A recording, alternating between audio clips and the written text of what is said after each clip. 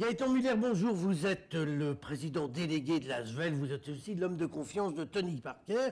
Alors, entre la Parker Academy et le projet de l'Arena à Villeurbanne, cette période est riche pour vous. Elle est aussi sur le plan sportif, puisque vous avez un début de saison en fanfare et j'imagine que vous espérez bien que ça va continuer. Alors, parlons sport d'abord. Quels sont les objectifs sportifs de cette saison ?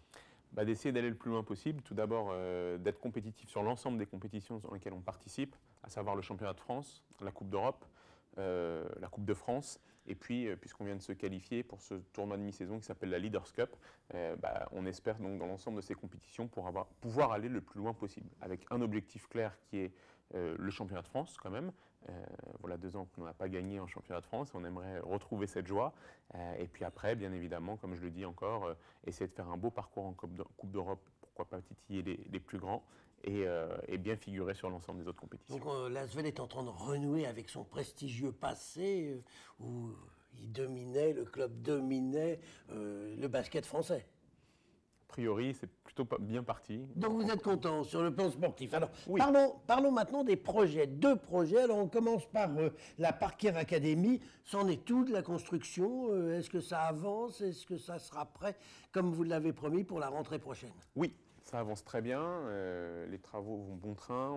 La Tony Parker Adequate Academy verra bien le jour. Alors, a déjà vu le jour dans le sens où on a posé la première pierre l'an dernier. Les travaux avancent énormément et on sera prêt pour septembre 2019 pour la rentrée prochaine. Et combien il y aura d'académiciens? Une centaine environ. Une centaine d'académiciens. Comment vous faites la sélection? Alors, dans ces académiciens, il y a 2 types, je dirais, d'académiciens. Il y a ceux issus du centre de formation, donc qui ont été repérés par le club, et puis il y a ceux qui viennent s'inscrire quelque part dans l'académie. Pourquoi? Parce que la particularité de cette académie, c'est qu'on se positionne sur 2 volets. Le sport, bien évidemment, ceux qui rêvent et souhaitent devenir un jour basketteur ou basketteuse professionnelle, parce que je précise que c'est mix, garçons et filles, mais aussi le deuxième volet, c'est l'employabilité, parce que notre promesse, finalement, c'est de venir dans notre académie et que si toutefois on n'arrive pas à réaliser son rêve dans le sport, on est à la sortie de notre école un job. Et donc là, c'est la raison pour laquelle on a beaucoup de demandes et beaucoup d'inscrits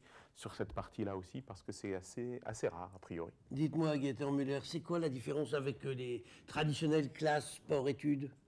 La différence, c'est que moi j'ai participé. Oui, donc vous connaissez. Oui, j'étais au collège Fontenelle de Rouen, ça fait un peu ancien combattant, mais j'ai été en sport et études. En sport et études à l'époque, donc il y a 20 ans, on s'inscrivait, on faisait du basket, on faisait les études, et puis si on n'était pas basketteur, on avait fait ses études. On avait fait ses études. On nous remerciait, et je dirais que en général, quand on avait fait justement un petit peu d'études, le marché du travail s'ouvrait à nous de manière pas trop compliquée. Aujourd'hui, c'est un fait. Le fait de faire des études ne garantit pas un job. On le sait bien, et c'est la raison pour laquelle. Et puis parallèlement à ça, il y a une stat qui est vraie et qu'on ne dit jamais, et que nous on a décidé de mettre au grand jour, c'est que 95% des jeunes qui rentrent dans un centre de formation, de manière générale dans un sport collectif, pas uniquement dans le basket, mais que ce soit dans le foot, basket, rugby, hand ou volley, 95% de ces jeunes ne seront pas basketteurs professionnels, ne seront pas professionnels. Donc finalement, qu'est-ce qu'on fait quand on arrive? Qu'est-ce qu'on fait de ces jeunes et des 95 qui ne seront pas basketteurs professionnels? Écoutez, notre promesse à nous, c'est de travailler avec l'ensemble des entreprises du secteur, et je dirais de la région, voire au national, et de promettre un engagement pour qu'à la sortie des études, si toutefois on respecte, je dirais, un code des valeurs et puis un règlement intérieur quelque part, on soit en mesure de proposer un premier emploi. C'est la raison d'ailleurs pour laquelle le groupe Adéquate, un groupe lyonnais qui travaille notamment sur la partie de travail temporaire, vient directement intégrer une agence dédiée au sport à l'intérieur de l'académie. Donc effectivement, c'est une initiative qui doit beaucoup plaire aux académiciens qui vont vous rejoindre à la rentrée prochaine. Autre actualité, c'est la construction de la future Arena. Alors là, ça a l'air d'être un peu plus compliqué entre le constructeur qui a des soucis, Monsieur Aulas qui veut vous faire des misères en vous faisant de la concurrence. Est-ce que le permis de construire est déposé? Non. Le permis de construire n'est pas encore déposé. Ça devait être fait à la fin de l'année. Alors oui, mais là, c'est pour une raison qui n'est pas de mon ressort et du ressort de peu de personnes. C'est le problème du PLU. Le PLU, donc le plan local d'urbanisme, qui a été décalé dans le temps. Donc c'est la raison principale pour laquelle on n'a pas pu déposer notre permis.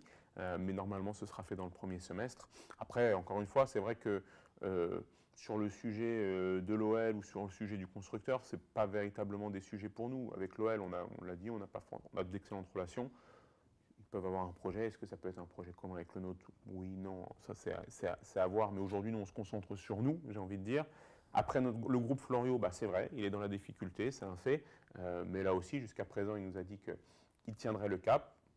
On est des gens de parole, donc on croit en nos partenaires. Si toutefois ce n'était pas le cas, on prendrait les mesures nécessaires. Donc, plutôt optimiste, le dépôt de permis, donc premier semestre, et ouverture de cette salle, de cette aréna, de combien? 10 000 places? Oui, 10 000 places, 10 000 places, et pour quand? 21, 22, je pense, entre fin septembre, je dirais fin 2021, début 2022. Bon, pour la saison 22-23, vous êtes à peu près sûr que vous serez installé dans vos locaux? Écoutez, je crois qu'on peut le dire, oui.